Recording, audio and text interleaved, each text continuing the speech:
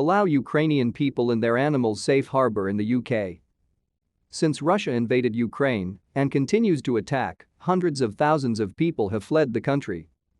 Many already traumatized people are facing the impossible decision of leaving their beloved animals behind due to the protocol for non-commercial movement of companion animals into the EU. PETA is calling for restrictions to be relaxed so that animals who are entirely dependent on their guardians for survival are not separated from their families and left to die.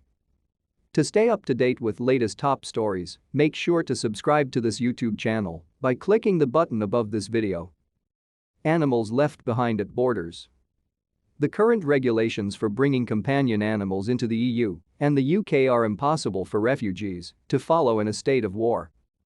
They require that animals such as dogs and cats be vaccinated and microchipped and have a negative blood test for rabies, and many animals don't meet the criteria. PETA UK is receiving differing reports about the process at Ukraine's borders. In most cases, it appears that animals traveling with their guardians are not being allowed into the EU if they are not at least microchipped or tattooed and vaccinated against rabies. A blood test usually required for entry is only being waived in certain countries if the animal will be placed under quarantine conditions at the destination. As a result, numerous animals are being released and abandoned in the border area. What are PETA entities doing to help? PETA UK has sent a letter to George Eustace, Secretary of State for Environment, Food and Rural Affairs, urging him to ease entry restrictions so that Ukrainian refugees may enter the UK with their animal companions. PETA entities in Germany and France have also sent letters asking that the EU temporarily simplify the entry requirements for animal companions and, if necessary, set up sufficient quarantine stations to help combat potential cases of rabies. Animal companions will starve and die of thirst unless help comes.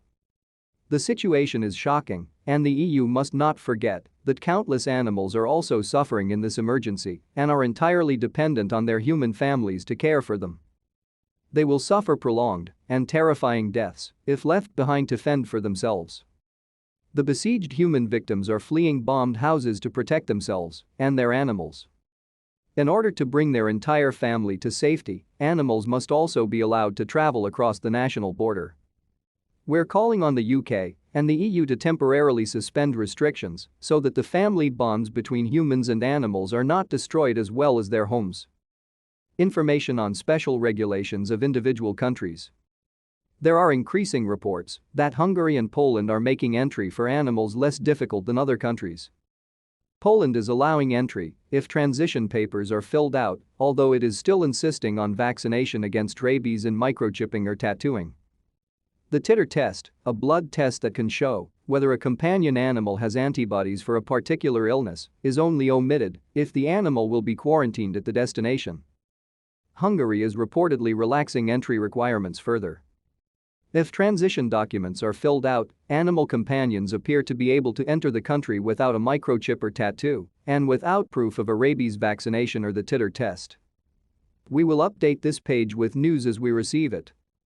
What you can do: speak out for the animals in Ukraine by urging government officials to relax the UK's rules allowing entry for beloved animal companions.